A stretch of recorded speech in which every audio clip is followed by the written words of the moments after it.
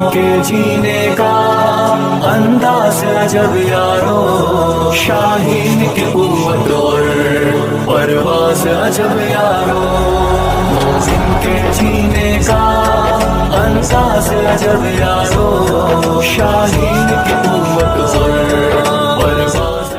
آپ صلی اللہ علیہ وسلم کی سیرت سے اتحاد و اتفاق کا سبق ملتا ہے۔ محترم سامعین، صحابہ اکرام کی زندگی سے تمام انسانوں کو یہی ہدایت کا سبق ملتا ہے کہ جب صحابہ کی زندگی میں دین نہیں تھا تو ہر طبقے میں بہت زیادہ اختلاف تھا۔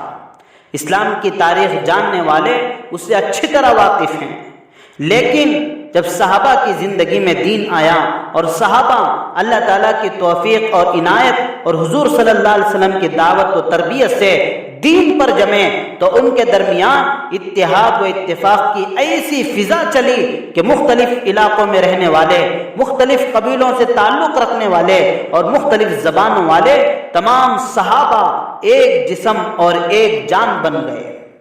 خود قرآن نے ان کے بارے میں کہا فَأَلَّفَ بَيْنَ قُلُوبِكُمْ فَأَصْبَحْتُمْ بِنِعْمَتِهِ إِخْوَانًا، کہ مسلمانوں اللہ تعالیٰ نے تمہارے دلوں کو جوڑ دیا اور تم اللہ کے فضل سے بھائی بھائی بن گئے۔ آپ صلی اللہ علیہ وسلم کے دربار میں حضرت بلال حبشی تھے، حضرت صہیب رومی تھے، حضرت سلمان فارسی تھے، حضرت ابو ذر غفاری تھے، حضرت طفیل دوسی تھے، انصار بھی تھے، مہاجر بھی تھے، جو کچھ بھی تھے لیکن سب نیک اور ایک تھے۔ انما المؤمنون اخوہ، کہ تمام مسلمان آپس میں بھائی بھائی ہیں، کہ حقیقی، عملی اور سچی تفسیر تھے۔ اسی اتحاد و اتفاق کا نتیجہ تھا کہ صحابہ دنیا پر چھائے ہوئے تھے، کامیابی ان کے قدم چوم رہی تھی، صحابہ اقلیت میں تھے، پھر بھی دنیا کی بڑی سی بڑی طاقت اکثریت میں ہوتے ہوئے بھی صحابہ کو شکست نہیں دے سکی۔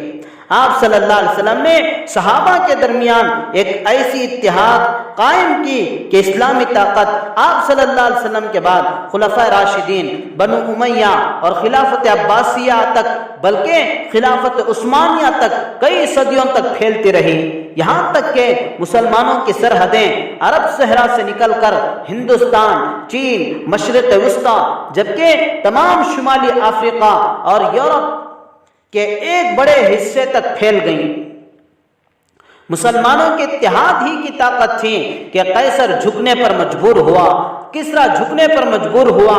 خلافت راشدہ کا آغاز حضرت ابوبکر صدیق رضی اللہ عنہ سے ہوتا ہے۔ اسی اتحاد کی بنیاد پر آپ نے بازنطینی کی جانب پیش قدمیاں کی۔ حضرت ابوبکر صدیق رضی اللہ عنہ کے انتقال کے بعد حضرت عمر کا دور آیا، حضرت عمر رضی اللہ عنہ خلیفہ بنے۔ اسی اتحاد کی بنیاد پر آپ رضی اللہ عنہ عراق، ایران کے علاقے اور رومیوں سے مصر، فلسطین، سیریا اور آرمینیا کے علاقے لے کر اسلامی خلافت میں داخل کیے، اور عملی طور پر اس زمانے کے دو بڑی سلطنتوں کا خاتمہ ہوا۔ 638 عیسوی میں مسلمان بیت المقدس میں داخل ہو چکے تھے۔ اسی طرح فتوحات کا سلسلہ چلتا رہا۔ ان مسلمان کے اتحاد نے غیروں کو جھکنے پر مجبور کیا تھا۔ میرے بھائیوں، آج کے زمانے میں آپ دیکھیں مسلمانوں میں کتنی نا اتفاقی آ چکی ہے، ہر ایک دوسرے کے خون کا پیاسا ہے۔ ہم مسلکوں میں بڑھ گئے، کوئی اپنے آپ کو دیوبندی کہتا ہے، کوئی اپنے آپ کو بریلوی کہتا ہے، کوئی اپنے آپ کو اہل حدیث کہتا ہے۔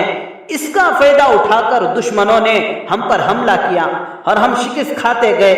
دشمن ہم پر دیوبندی سمجھ کر حملہ نہیں کرتا، دشمن ہم پر بریلوی سمجھ کر حملہ نہیں کرتا، دشمن ہم پر اہل حدیث سمجھ کر حملہ نہیں کرتا، یہ تو ہم نے بنا لیا ہے۔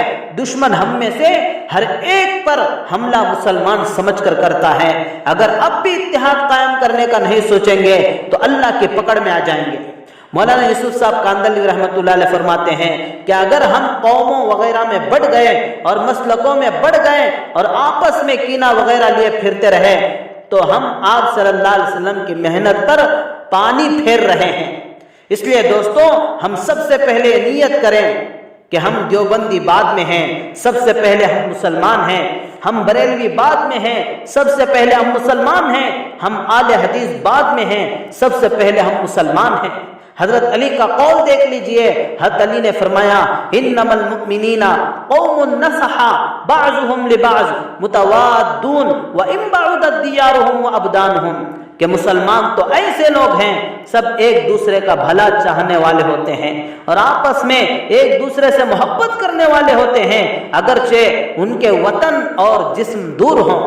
حضرت عمر کا قول دیکھ لیجئے، حضرت عمر نے کیا کہا تھا، لَأَنَّ اسْتَنْقِذَ رَجُلًا مِّنَ الْمُسْلِمِينَ مِنْ أَيْدِي الْكُفَّارِ أَحَبُّ إِلَيَّ مِنْ جَزِيرَةِ الْعَرَبِ، کہ ایک مسلمان مرد یا ایک مسلمان عورت کو کافروں کے ہاتھوں سے چھڑانا مجھے سارے جزیرۃ العرب کے مل جانے سے زیادہ محبوب ہے۔